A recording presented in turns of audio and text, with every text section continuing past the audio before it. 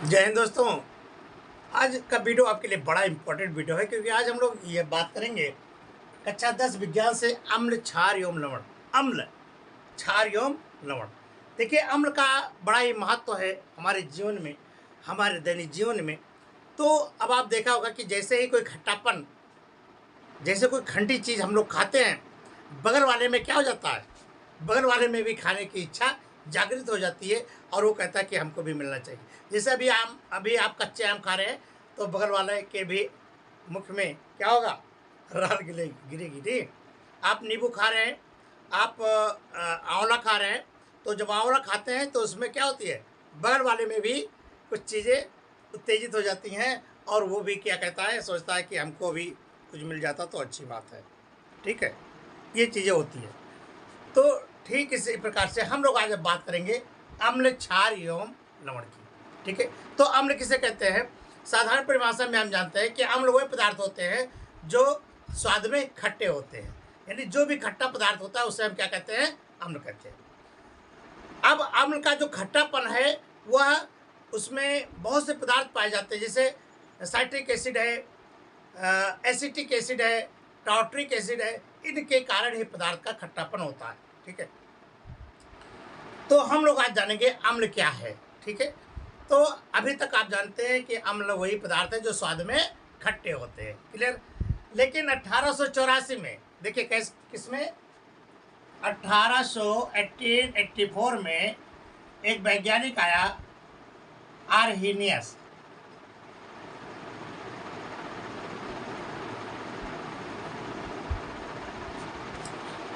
Arrhenius ने क्या बताया कि आर्हीनियस ने बताया, अम्ल की परिभाषा दी कि अम्ल वह पदार्थ होते हैं जो जलीय विलयन में घुल करके H+ आयन देते हैं, यानी हाइड्रोजन धनायन बनाते हैं, और धनायन के अलावा, यानी हाइड्रोजन धनायन के अलावा कोई और धनायन नहीं बनाते हैं, उन्हें हम अम्ल कहते हैं। ठीक है, ये परिभाषा किसने दी? 1884 में आर्हीनियस ने दी। ठीक है, तो देखा आपने क्या है कि आर्हीनियस ने बताया कि वह पदार्थ जो जलीय विलयन में हाइड्रोजन आयन देते हैं, हाइड्रोजन आयन यानी H+ आयन देते हैं, तथा इसके अतिरिक्त कोई धनायन नहीं बनाते, अम्ल कहलाते हैं। क्लियर? जैसे देखिए,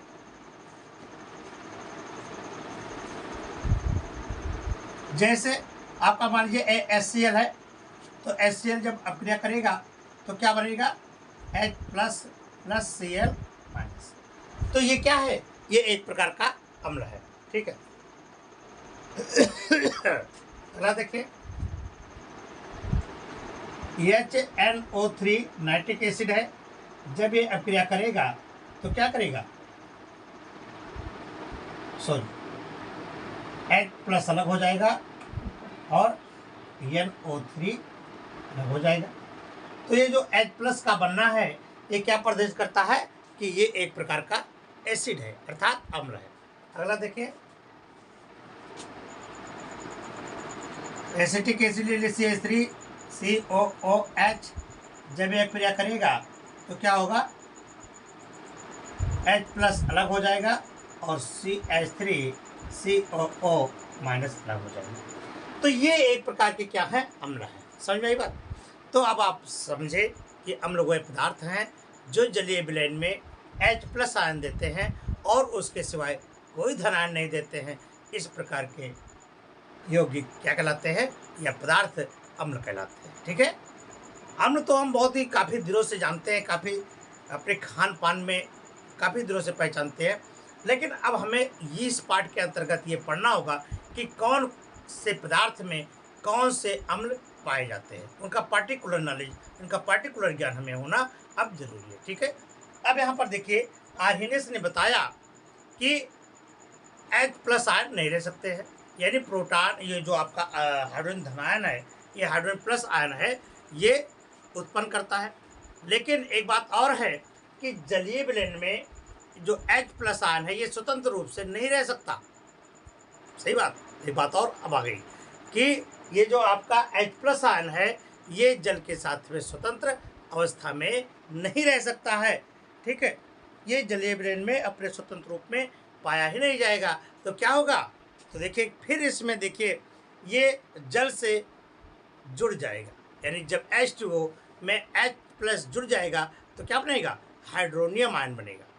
ठीक है, तब अब फिर एक परिभाषा बन जाएगी। देखिए क्या अगला क्या बनेगा, तो बताएगा कि जो हाइड्रोजन आयन है यह स्वतंत्र अवस्था में नहीं रह, जलीय विलीन में स्वतंत्र अवस्था में नहीं रह सकता।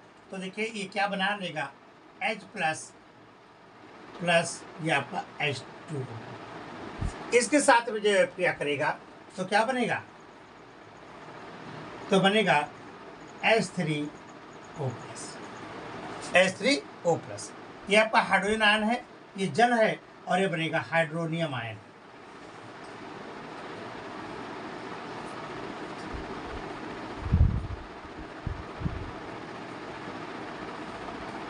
ये आपका हाइड्रोजन आयन है,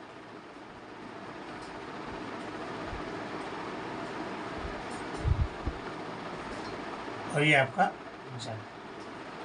तो जब हाइड्रोजन आयन जल से क्रिया करता है तो क्या बनता है, हाइड्रोनियम आयन का निर्माण होता है। तो आप देखिए अब एक परिभाषा और हो गई कि अम्ल वह पदार्थ होते हैं जो हाइड्रोनियम आयन बनाते हैं। ठीक है, क्या है कि जो हाइड्रोनियम आयन का निर्माण करते हैं, यानी H3O प्लस का निर्माण करते हैं, उन्हें हम अम्ल कहते हैं। देखिए अब इसकी एक और परिभाषा आई। तो अगला परिभाषा क्या हुआ कि वह पदार्थ जो जलीय विलयन में H3O प्लस यानी हाइड्रोनियम आयन बनाते हैं, उन्हें हम क्या कहते हैं, अम्ल कहते हैं। ठीक है, अब देखिए अब कैसे बनाया गया। देखिए क्या है कि जब HCl, इसके साथ में HCl को जब जल से क्रिया कराया गया,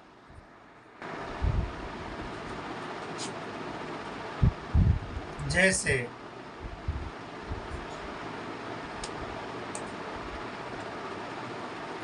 HCl है, तो HCl जब जल से क्रिया करता है तो क्या बनेगा, देखिए यहाँ H2 है, यहाँ एक H इसको और मिल जाएगा, तो क्या बनेगा, ये बनेगा H3O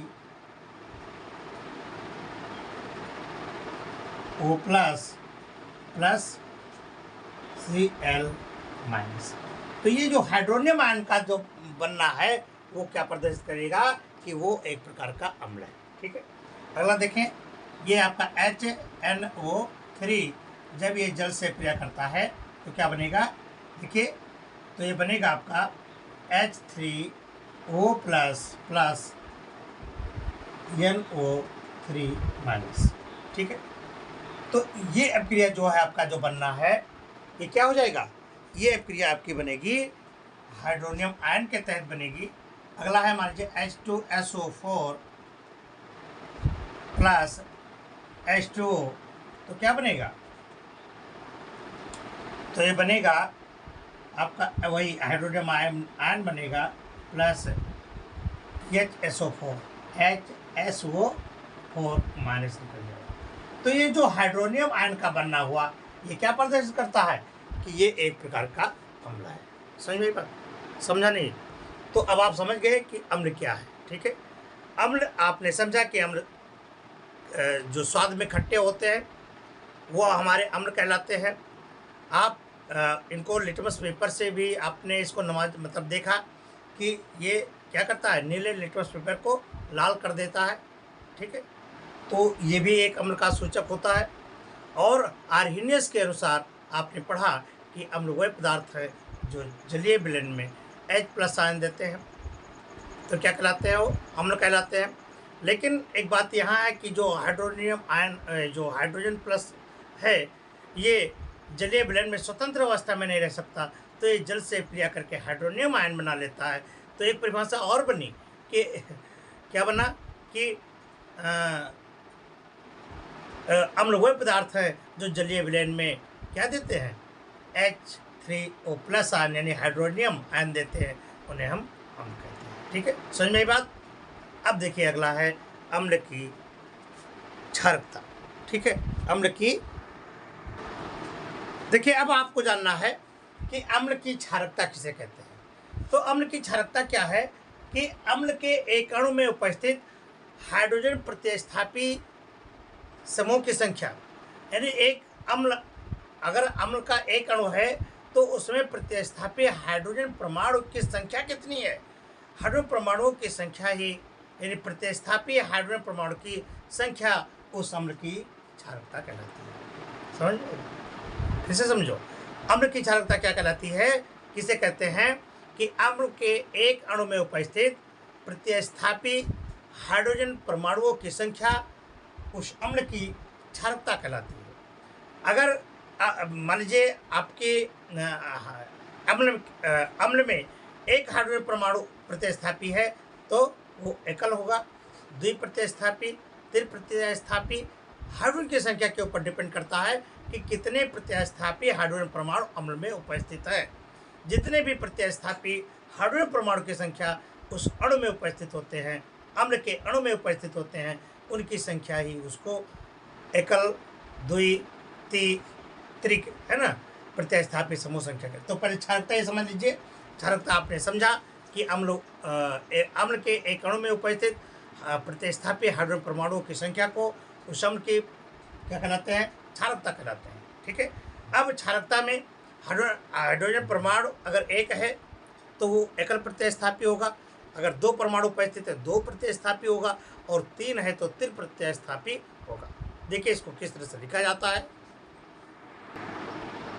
तो देखिए,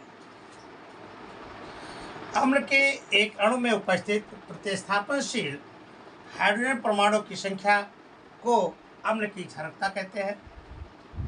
अब हाइड्रोजन परमाणु की संख्या के अनुसार वो एकल, द्वि प्रतिस्थापन, तीन प्रतिस्थापन होगा। जैसे यहाँ पर देखिए हाइड्रोजन HCl है यहाँ पर, तो ये है एकल प्रतिस्थापन। क्या है? एकल प्रतिस्थापन। क्यों? क्योंकि इसमें एक हाइड्रोजन परमाणु उपस्थित होता है। यहाँ पर देखिए दो प्रतिस्थापन होगा, क्योंकि दो हाइड्रोजन परमाणु उपस्थित है, तो ये हो जाएगा द्विप्रतिस्थापन।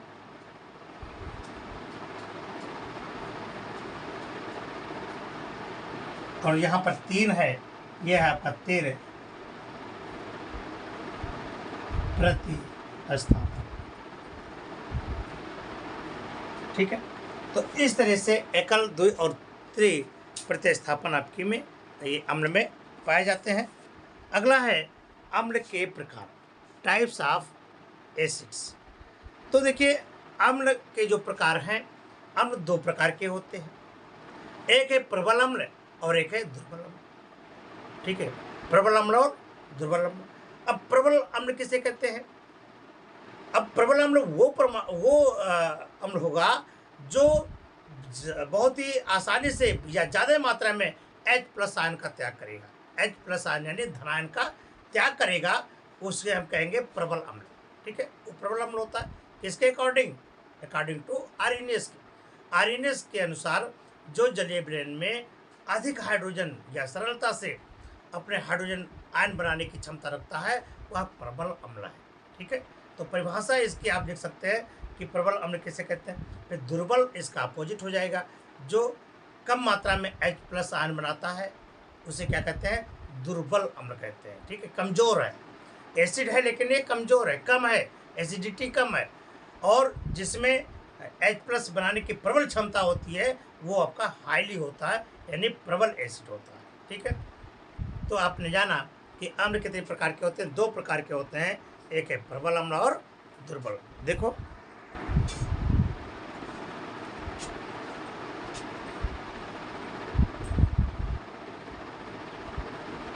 अम्ल के प्रकार। तो अम्ल के प्रकार में देखिए दो प्रकार के होते हैं। एक है आपका प्रबल अम्ल,